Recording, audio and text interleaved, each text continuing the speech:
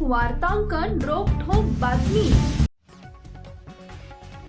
अवघ्या महाराष्ट्राचे आराध्य दैवत असलेल्या पंढरपूरच्या विठ्ठल रुक्मिणीची आषाढी एकादशीची शासकीय महापूजा पहाटे 2:30 वाजता मुख्यमंत्री देवेंद्र फडणवीस व त्यांच्या पत्नी अमृता फडणवीस यांच्या हस्ते भक्तिभावाने व उत्साहाने संपन्न झाली।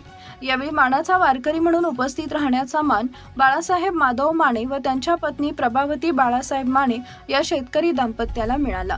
बाळासाहेब माने वय वर्ष 70 हे शेतकरी असून ते गेल्या 20 वर्षापासून आळंदी पंढरपूर पायी वारी करतात।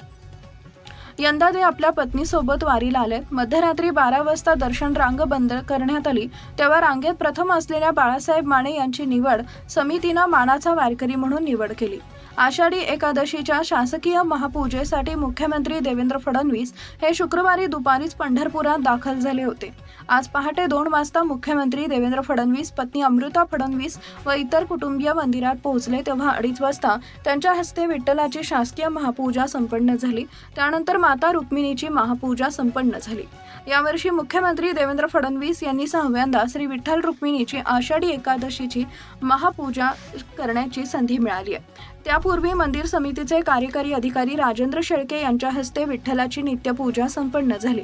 रुक्मिणी मातेची पूजा शिवाजी महाराज चौरे यांच्या हस्ते, तर पाद्यपूजा मंदिर समितीचे सह अध्यक्ष गहिनीनाथ महाराज औसेकर यांच्या हस्ते करण्यात आली।